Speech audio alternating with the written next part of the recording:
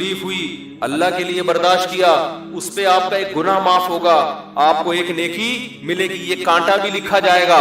یہ ساری کرنسیاں آپ کے ساتھ قبر میں اور میدان حشر میں ساتھ ساتھ شریک رہیں گی. یہ تو اس لیے تو قرآن کہتا ہے کہ دنیا میں جلد سے جلد صدقات و خیرات کرو, اپنے لیے جمع کرو. نبی صلی اللہ علیہ وسلم کی حدیث ہے, آپ صلی اللہ علیہ وسلم گھر تشریف لائے, امی عائشہ سے پوچھا کھانے کو ہے, تو انہوں نے عرض کیا یا رسول اللہ کہیں سے کوئی سری یا گوشت آیا تھا ہدیے کا, تو باقی تو سارا میں نے صدقہ کر دیا, یہ تھوڑا سا بچا ہے. تو آپ نے فرمایا جو صدقہ کر دیا وہ بچ گیا اور یہ ختم ہو جائے گا. بات آ رہی ہے سمجھ میں؟ اصل میں بچا وہ ہے جو صدقہ کر دیا, وہ قبر میں کام آئے گا, یہ تو ختم ہو جائے گا تھوڑی دیر میں. تو یہ دنیا حقیقت میں واقعی 2 ٹکے کی نہیں. دوسری اس دنیا میں ایک ٹیکنیکل فالٹ کیا ہے جس کی وجہ سے اس کی کوئی ویلیو ہی نہیں ہے اللہ کی نظر. ٹیکنیکل فالٹ یہ ہے کہ جب اس کو آخرت سے کمپیئر کرتے ہیں نا, آخرت سے, آخرت میں جو نعمتیں ملنے والی ہیں اہل ایمان کو, اہل تقوی کو, جو اللہ پہ ایمان لانے والے لوگ ہیں, ان کو جو نعمتیں ملنے والی ہیں وہ نعمتیں اگر آپ میں اور میں اپنی آنکھوں سے دیکھ لیں تو ان نعمتوں کی ہماری نظر میں کوئی ویلیو نہیں رہے گی. جیسے رکشے والے کو بڑا فخر ہے, جوتے لٹکائے ہوئے ہیں نظر نہ لگ جائے, اور رکشہ لے کے یوں یوں کر کے گھوم رہا ہے, اور چنچی میں پیچھے لوگ بٹھا دیے, گاڑی آگے سے اوپر اڑ جاتی ہے نا بعض دفعہ. لیاری میں گدھا گاڑی والوں گدھا گاڑی پر بڑا فخر ہوتا ہے. بھائی میں نے کئی دفعہ دیکھا کہ گدھے گاڑی پہ اتنا لوڈ ہے کہ گدھا ہوا میں معلق ہو گیا. ہوتا ہے کہ نہیں ہوتا؟ چنچیوں میں بھی دیکھا ہے, اتنا پیچھے پبلک بیٹھ گئی. ایک دفعہ ٹانگے میں ہم نے دیکھا, پنجاب میں ٹانگے پہ اتنے لوگ بٹھا دیے, ٹانگا اوپر, اور سنو ایک جگہ جہاز میں اتنے لوگ پیچھے بیٹھے, جہاز اوپر اٹھ گیا. اب کہاں بیٹھے یہ نہیں بتاؤں گا میں. یہ ایسے بدنظمی. تو آپ رکشے والے کو بڑا فخر ہے اپنے رکشے پر, آپ اسے کسی دن لینڈ کروزر کی اور آٹومیٹک سسٹم, رکشے میں تو شیشے ہی نہیں ہوتے, کیا خیال, شیشے ہی کہ بٹن دباؤ تو شیشہ اوپر جائے گا, بٹن دباؤ تو شیشہ نیچے آئے گا. ایسا کوئی سیٹ اپ ہی نہیں ہے, آٹومیٹک سسٹم ہے, اوپن ہوا ہے. لیکن اس کو بٹھا دو لینڈ کروزر میں, بٹن دباؤ شیشے خود بخود اوپر جا رہے ہیں. اور بڑی فیسلٹیز ہیں. آپ کو اگر ٹھنڈک زیادہ ہے سیٹ کا ہیٹر آن ہو جائے گا, ہے بھائی, سیٹ گرم ہو جائے گی, بٹن دبایا پیچھے ہو گئے. یہی ساری سہولتیں ہوتی ہیں نا, ایسے بڑے اسموتھ چل رہی ہے. وہ کہے گا یار اس لینڈ کروزر کے مقابلے میں میرے رکشا کیا ہے, 2 ٹکے کا, کاش یہ ہوتا. حدیث میں آتا ہے رسول اللہ صلی اللہ علیہ وسلم نے فرمایا جس شخص کو جہنم میں سب سے آخر میں نکالا جائے گا اور اس کو سب سے کم درجے کی جنت ملے گی, تو اہل ایمان جو ہے نا, یہ ہمارا عقیدہ ہے, قرآن و سنت نے بیان کیا ہے کہ جو ایمان والے لوگ ہیں سزا کھانے کے بعد بالآخر وہ جہنم سے نکلیں گے. ایمان بہت بڑی نعمت ہے, خوب سمجھ لو. انسان عمل میں کتنا ہی خراب کیوں نہ ہو, لیکن جب تک وہ مومن ہے, ایک اللہ کا قائل, پیغمبر صلی اللہ علیہ وسلم کی ختم نبوت کا قائل, اسلام کو برحق سمجھتا ہے اور کلمے کو مانتا ہے, تو کیسا ہی برا عمل کرے سزا کھانے کے بعد بالآخر جہنم سے نکلے گا. اس پہ اللہ رسول نے بہت واضح طور پہ بتا دیا ہے کیوں نکلے گا. یہ بھی حدیث میں آتا ہے. حدیث میں آتا ہے کہ جب گناہگار مسلمان جنہوں نے زنا کیا, نمازیں چھوڑی, شرابیں پی, جب جہنم میں جلیں گے نا طویل عرصے تک, تو کافر ان سے کہے گا کہ تمہارے ایمان نے, تمہارے مسلمان ہونے نے تمہیں کوئی فائدہ نہیں پہنچایا, تم تو ہماری طرح ہی, ہم بھی جل رہے ہیں تم بھی جل رہے ہو, ہم تو غیر مسلم تھے تم مسلم ہو, تو تمہارے مسلم ہونے کا شناختی کارڈ میں بس تم نے مسلمان لکھوا لیا تھا, تو فائدہ کیا ہوا, تم بھی وہی ہم بھی وہی, تو تم خدا کو مانتے تھے, اس سے تمہیں ملا کیا. نبی صلی اللہ علیہ وسلم نے فرمایا جب کافر مسلمان کو یہ طعنہ دے گا اللہ کو غیرت آئے گی, غضب آئے گا, اور اللہ کہے گا یہ کیسے ہو سکتا ہے کہ جو مجھے مانتے تھے, جو میرے حبیب صلی اللہ علیہ وسلم پر اور پیغمبروں پر ایمان رکھتے تھے, جو موسیٰ کو اللہ کا نبی مانتے, عیسیٰ کو اللہ کا نبی مانتے, ابراہیم کو اللہ کا خلیل مانتے, آدم کو اللہ کا نبی مانتے, محمد صلی اللہ علیہ وسلم کو اللہ کا نبی مانتے, قرآن کو میرا کلام مانتے, جو مانتے تھے نماز پڑھنی چاہیے پڑھتے نہیں تھے, جو مانتے تھے شراب نہیں پینی چاہیے پی رہے تھے, لیکن مانتے تھے پینی نہیں چاہیے, اس کو اچھا نہیں قرار دیتے تھے. ایمان کسے کہتے ہیں؟ برائی کو برائی سمجھو آپ. جو مانتے تھے بھائی نشہ نہیں کرنا چاہیے, کرتے تھے, گناہگار سمجھتے تھے اپنے آپ کو, جو بدنظری کرتے تھے لیکن وہ مانتے تھے کہ یہ اچھا کام نہیں ہے. کافر کسے کہتے ہیں پتہ ہے؟ برائی کرتا ہے اور کہتے ہیں اس میں حرج کیا ہے, اس کو کافر کہتے ہیں. شراب پیتا ہے بولتا ہے بھائی میں پیتا ہوں, تیرے کو کیا تکلیف ہے, پیتا ہوں تو کیا ہے, اس میں کیا خرابی ہے, یہ تو مولویوں نے بولا ہوا ہے کہ نہیں پیو نہیں پیو. اسے کیا کہتے ہیں؟ یہ مسلمان ہے کافر ہے. بول لو نا یار کیا ہو گیا یار. گناہ کو حلال سمجھ کے کرنا گناہ کو برا سمجھ کے نہ کرنا، یہ عمل کیا کہلاتا ہے؟ کفر۔ ماں باپ کو اولڈ ہاؤس میں جمع کرا دیا، جیسے ہوتا ہے باہر ملکوں میں، بوڑھا ہو گیا، ابا چل بھائی تو عیدی سینٹر میں جا یار، ان سے بولو یار یہ غلط ہے نہیں کرو، تو کہہ رہے کیا ہے اس میں یار، وہاں زیادہ اچھی کیئر ہو رہی ہے اس کی، تو اس میں کیا ہے؟ باپ سے بدتمیزی سے بات کر رہا ہے، اسے بولو بھائی، آج کسی کو بولو، کہہ رہے کیا ہے میرا باپ ہے تجھے کیا تکلیف ہے، اس کا مطلب یہ برائی کو کیا کر رہا ہے؟ اچھا سمجھ کے کر رہا ہے۔ اور ایک وہ ہوتا ہے کہ اس کو کافر کہتے ہیں، ایک وہ ہوتا ہے جب آپ ہندوؤں میں بیان کرو کہ گرل فرینڈ مت بناؤ، کہنے کیوں نہیں بنایا بھائی، کیا ہے گرل فرینڈ میں کیا خرابی ہے، تو برائی کو وہ کیا سمجھ رہے ہیں؟ اس کو برائی نہیں سمجھتے۔ مسلمان نے گرل فرینڈ رکھی ہوئی ہے، اس کو بولے کہ بھائی یہ حرام ہے، تو اس کو تھوڑا سا ندامت کا احساس ہوگا، یار کام میں کیا کر رہا ہوں، غلط۔ نکاح پیغمبروں کی سنت ہے، گرل فرینڈ رکھنا، زنا کرنا یہ گندا عمل ہے، یہ پاکیزہ عمل نہیں ہے۔ نبی صلی اللہ علیہ وسلم نے معراج کی رات میں کچھ لوگوں کو دیکھا، ننگے مرد اور ننگی عورتیں آگ میں جل رہے ہیں، اور شعلے اوپر جاتے ہیں تو وہ ننگے جسموں کے ساتھ اوپر جاتے ہیں۔ آپ نے جبریل سے پوچھا یہ کون لوگ ہیں، تو جبریل نے کہا یہ آپ کی امت کے زنا کرنے والے مرد اور زنا کرنے والی عورتیں، دونوں کو برہنہ کر کے اللہ نے ایک ساتھ آگ میں پھینک دیا ہے۔ جس عورت کے ساتھ زنا کیا اس عورت کو بھی اسی آگ میں برہنہ کر کے، اور جس نے زنا کیا اس کو بھی اللہ اسی آگ میں ڈالے گا، زنا جس نے زنا کیا۔ سمجھ رہے ہو کہ نہیں سمجھ رہے؟ تو مسلمان گناہ کرتا ہے لیکن اس پہ اس کو ندامت کہ غلط کر رہا ہوں میں، تو اس گناہ کی سزا یہ اس کو ملے گی۔ لیکن اگر توبہ نہ کی، اس نے توبہ کر لی تو اللہ معاف کرنے والا ہے۔ توبہ کیے بغیر، سچی توبہ کیے بغیر اگر چلا گیا دنیا سے، تو قرآن نے جو اصول اور ضابطہ بیان کیا اس کو سزا ملے گی۔ اب یہ بھی اسی آگ میں جلے گا، کافر بھی جلے گا۔ تو حدیث میں آتا ہے کافر ایک دن اس کو تانا دے گا اور کہے گا کہ تمہیں تمہارے ایمان نے کوئی فائدہ نہیں پہنچایا، تم اللہ کو مانتے تھے، ہم پتھروں کے بنے ہوئے بتوں کو مانتے تھے، تو کیا فائدہ ہوا، تم بھی ہماری طرح جل رہے ہو اور ہم بھی تمہاری طرح۔ تو اللہ کو غضب آئے گا، اللہ کو غیرت آئے گی کہ میرے ماننے والے جو برائی کو برائی سمجھا کرتے تھے اور مجھ سے توبہ استغفار کیا کرتے تھے، ان کو میں کیسے ان لوگوں کے برابر چھوڑ دوں جو میرا انکار کیا کرتے تھے۔ حدیث میں آتا ہے اللہ تعالیٰ فرشتوں سے کہیں گے کہ جس نے زندگی میں کبھی کوئی نیکی کی ہو اس کو جہنم سے نکال دو۔ بہت بڑی تعداد جہنم سے نکلے گی۔ پھر اللہ کہیں گے اب ایسا کرو، سفارشیں شروع ہوں گی، سفارشیں۔ پیغمبر صلی اللہ علیہ وسلم شفاعت کریں گے، اللہ نبی صلی اللہ علیہ وسلم کی شفاعت کی برکت سے بہت سارے مسلمانوں کو جہنم سے نکالیں گے۔ پھر رشتہ دار سفارش کریں گے، آپ کا کوئی بیٹا عالم ہو، حافظ ہو، شہید ہے، کوئی آپ کا دوست ہے، جیسے دنیا میں یاد کرتے ہیں نا، نادرا کی لائن میں لگے ہوئے اندر کوئی تعلق والا نظر آ گیا، آنکھ ہماری یار، وہ آ جاتا ہے، وہ بھی آنکھ مارتا ہے۔ ہمارے ایک دوست تھے اتنے چھوٹے سے نا، وہ پاسپورٹ کی لائن میں کھڑے ہوئے تھے، ہم نے ان سے پوچھا یار کوئی آپ کے ساتھ دلچسپ واقعہ ہوا ہو؟ ان کا قد بیچاروں کا بہت چھوٹا، پاسپورٹ کی لائن میں کھڑے ہوئے تھے، تو ہم نے کہا کوئی واقعہ، کہہ رہے ہیں میں پاسپورٹ کی لائن میں کھڑا ہوا ہوں، مجھے بلا ہی رہا ہوں۔ تو میں نے کہا یار اتنے لوگ مجھ سے پہلے چلے گئے، مجھے تو بلا، کہہ رہے بھائی تو کھڑا ہوگا تو تجھے بلاؤں گا نا، تو بیٹھا ہوا کیوں ہے؟ سمجھ آ رہی؟ پھر کہتے ہیں میں نے ایسے اچھل کے بتایا بھائی میں بیٹھا ہوا نہیں ہوں، میں کھڑا ہوں۔ تو عجیب عجیب واقعات ہوتے ہیں پاکستان میں۔ تو جیسے ہوتا ہے نا یار، دنیا میں تو یہ غلط سمجھا جاتا ہے، لیکن اللہ تو اللہ ہے، اللہ اس تعلقات کا فائدہ پہنچائے گا۔ شہید مغفرت، شہید سفارش کرے گا، علماء شفاعت کریں گے، آپ کی اولاد میں کوئی حافظ ہے وہ شفاعت کرے گا، تو اللہ ان کی شفاعت کی برکت سے اور بہت سارے مسلمانوں کو جہنم سے نکالیں گے۔ سمجھتے ہو گے نہیں سمجھتے؟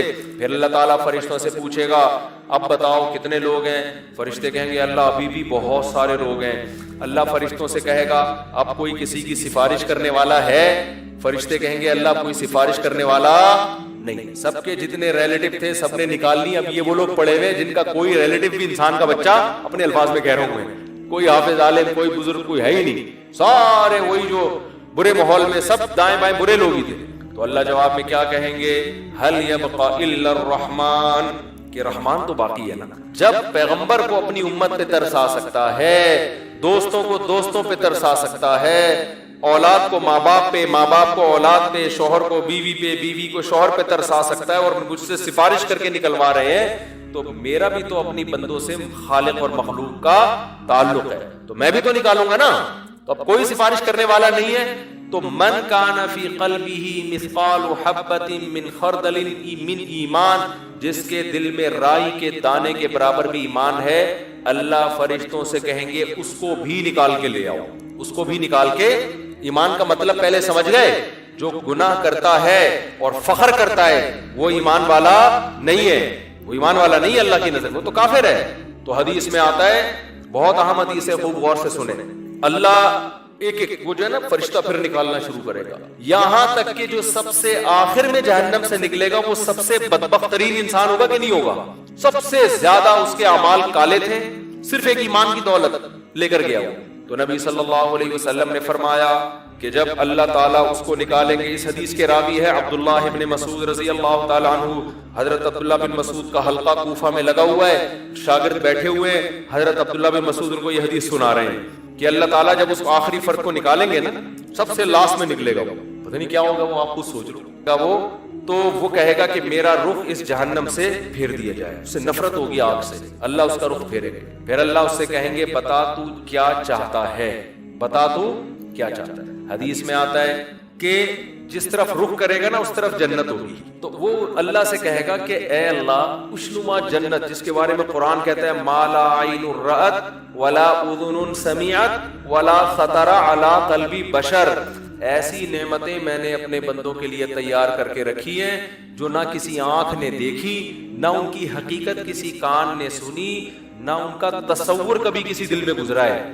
آپ عیاشی کا تصور کرو نا، آپ کا تصور جہاں جا کے ختم ہوگا نا، جنت اس سے بھی اوپر کی. یہ اتنی حسین جنت ہے کیوں؟ میں اس کی ایک مثال دیتا ہوں. کراچی میں سیٹ عابد ہوا کرتے تھے نا کسی زمانے میں، یاد ہے؟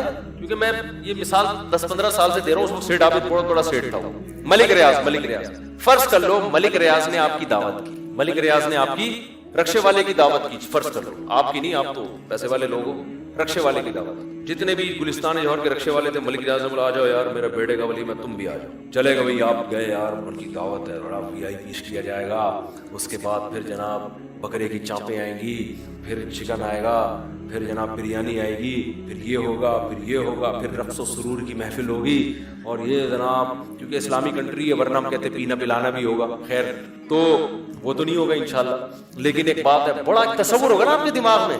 آپ گئے، دیکھا دال چاول کیا رکھا ہوا ہے، ریاض ملک ریاض کی ولیمے میں گئے. اس کے بیٹے کا ولیمہ تھا. اس کا ولیمہ تو نہیں کہہ سکتا کہ بیگم مٹائی لگاتے ہیں، میاں کی دوبارہ شادی کرا رہا ہے، بیٹے کا ولیمہ. تو آپ گئے، دال چاول ریاض کا بیٹے کا ولیمہ، یہ آپ نے کیا انتظام کیا؟ وہ کہے یار تو نہیں ملتا تھا، کھچڑی کھاتے تھے ہے بھائی.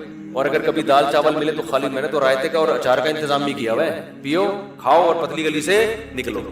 اس کے بعد کبھی ملک ریاض کا تبصرہ آپ کے سامنے آئے، بڑا سیٹ ہے، آپ بولے لعنت بھیجو یار. آپ بولو گے کہ نہیں؟ ابے بڑا کہاں سے آ گیا، 2 ٹکے کا آدمی نہیں ہے، یہی بولو گے نا؟ کیا خیال ہے؟ لیکن ملک ریاض میں اگر غیرت ہوگی تو یہ تانا سننا پسند کرے گا.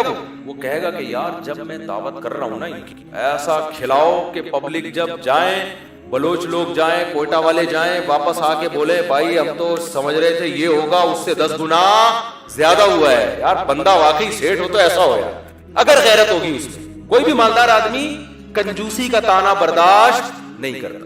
جو بغیرت ہوتا ہے نا اس کو کنجوسی کے لفظ بڑا اچھا لگتا ہے. جب لوگ کہتے ہیں نا کم وقت 1 روپیہ جیب سے نہیں نکلتا، وہ کہتے ہیں شکریہ آپ کا، بہت بہت نوازش ہے، اپنا خیال رکھیے. وہ ایک چور کو پکڑا گیا، عدالت میں لایا گیا نا، تو جج نے اس چور کو ڈانٹا، بولا تو نے اس کم وقت ایسی صفائی سے چوری کی ہے نا کہ کسی کو کانوں کان خبر نہیں ہوئی، اور اتنا مال تو نے چوری کیا. وہ کہتا ہے شکریہ سر، آپ نے میرے فن کی تعریف کی، پہلے آدمی ہے، ورنہ تو سب مجھے برا بلا کہتے ہیں. وہ سمجھ رہا ہے کم وقت اس کی تعریف ہو رہی ہے. تو کنجوس سیٹ کی جب آپ تعریف کریں گے نا تو وہ تو خوش ہوتا ہے. غیرت والا آدمی کنجوسی کے تانے پہ خوش نہیں ہوتا. میں کبھی دعوت میں چلے جاؤں، ہمارے کوئٹہ کے پٹھان بھائی ہوں یا پشاور، جان چھڑانا مشکل ہو جاتا ہے. وہ کہتے ہیں کھاؤ مفتی صاحب، یہ کھائے گا تمہارا باپ بھی کھائے گا. یہ میں کہتا ہوں بھائی میں نہیں کھا سکتا. بولے گا لوگ کیا بولے گا یار، مفتی صاحب آیا اس کو تم نے کھلائے بغیر بھیج دیا. مجھے یاد ہے ایک گاؤں میں میرا جانا ہوا، کے پی کے میں ایک گاؤں میں نا، تو ہماری وہاں یوں سمجھ لے کہ تبلیغ میں گویا تشکیل تھی ہماری، تو ہمیں دہی کی ضرورت تھی. میں گیا کہیں دہی لینے کے لیے، تو ہمارے سر پہ ٹوپیاں اور ایسے شلوار قمیض، تو گاؤں کا بچہ پورا دہی کا نا ایک جگ لے کے آ گیا. میں نے کہا یار یہ پیسے لو. اس کی کہہ رہا نہیں پیسے نہیں، اکرام ہے، تبلیغ والے اکرام ہے. میں نے کہا بھائی تم پیسے لو، فری میں نہیں. کہہ رہا نہیں، بہت زور لگایا، کہہ رہا نہیں. پھر مجھے کہتا ہے اگر میں نے اس کے پیسے لے لیے، یہ جو دوسرا بچہ ہے نا، جب ہم بڑے ہو جائیں گے نا، یہ تانا دے گا ہمارے، اس کے بچے ہمارے بچوں کو تانا دے گا ان کا باپ دہی بیچتا تھا تبلیغ والوں کو. بڑے میں نے کہا اتنی دور کی سوچ رہا ہے بھائی تو. کیا کہہ رہا ہے وہ بچہ؟ 12-15 سال کا بچہ ہوگا. کہہ رہا ہے جب ہم بڑے ہو جائیں گے تو یہ جو بچہ یہ منظر دیکھ رہا ہے نا، جب ہمارے بچے ہوں گے تو اس کے بچے میرے بچوں سے کہیں گے کہ ان کا باپ تبلیغ والوں کو دہی بیچتا تھا. اب تبلیغ والوں کو تو فری میں دینا چاہیے, اس کا سوچ یہ تھی. مطلب یہ نہیں کہ دہی بیچتے ہیں وہ کوئی غلط کرتے ہیں, مطلب یہ تھا کہ تبلیغ لوگ آئے, اللہ کی خاطر آئے, اللہ کے نام, ان کو بھی دہی بیچ کے پیسے لے رہے ہیں. میں نے کہا غیرت اس کو بولتے ہیں یار, دیکھو کتنی بات کی سوچ رہی ہے بھائی, کتنے بات کی سوچ. تو اب آپ مجھے بتاؤ کہ ملک ریاض تو دال چاول نہیں کھلائے گا, وہ غیرت کا تانا برداشت نہیں, کوئٹہ والا بکرے سے کب پہ راضی, کیا خیال ہے بھائی؟ وہ کہے گا بھائی مفتی صاحب ہے, پھر کراچی میں جا کے بولے گا, حالانکہ میں تو مر کے آ رہا ہوتا ہوں کہ بھائی میرا تو پیٹ پھٹ رہا ہے خدا کے لیے واسطے. تو آپ بتاؤ کیا اللہ اپنے نیک بندوں کو, جنہوں نے اللہ کے لیے قربانیاں دی, جنہوں نے نظر جھکائی کس کے لیے, اللہ, ساری دنیا عورت گزرنے پر اس کو تاڑ تاڑ کے دیکھتے ہیں, زنا کرتے ہیں, لڑکیوں سے دوستیاں لگاتے ہیں. اس نے کہا نا نا نا, میرا رب اس عمل پہ راضی نہیں ہوتا, میں عورت کی طرف نگاہ اٹھا کے نہیں دیکھوں گا. ساری دنیا نشے میں, شراب میں, کوئی آئس لے رہا ہے, کوئی کیا کر رہا ہے, کہتا ہے نا نا نا نا, میں سکون کے لیے وہ طریقہ اختیار نہیں کروں گا جو میرے رب نے مجھ پہ حرام کر دیا.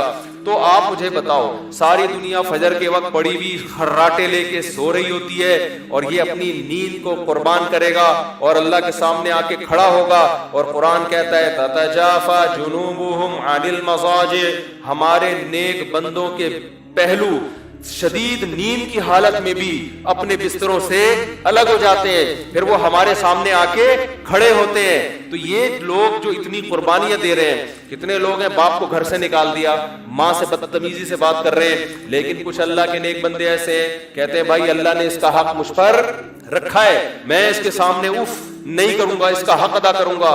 ایسے ایسے لوگ بھی ہیں, باپ 10 سال سے کوما میں ہے اور 10 سال سے باپ کی خدمت کر رہے ہیں, وہ پیشانی پہ کبھی لکیر نہیں آتی, اور ایک وہ ہے جو اپنے باپ کو اٹھا کے عیدی سینٹر میں جمع کرا دیتا ہے. تو کیا دونوں کا انجام ایک جیسا ہو جائے گا؟ اللہ دونوں کو دال چاول کھلائے گا وہاں پہ کیا؟ بولو نا. تو اللہ کہتا ہے کہ تتجافا جنوبہم عن المضاجع, جن کے پہلو رات کو بستروں سے جدا ہوتے ہیں, شدید نیند قربان کرتے ہیں میرے سامنے کھڑے ہونے کے لیے.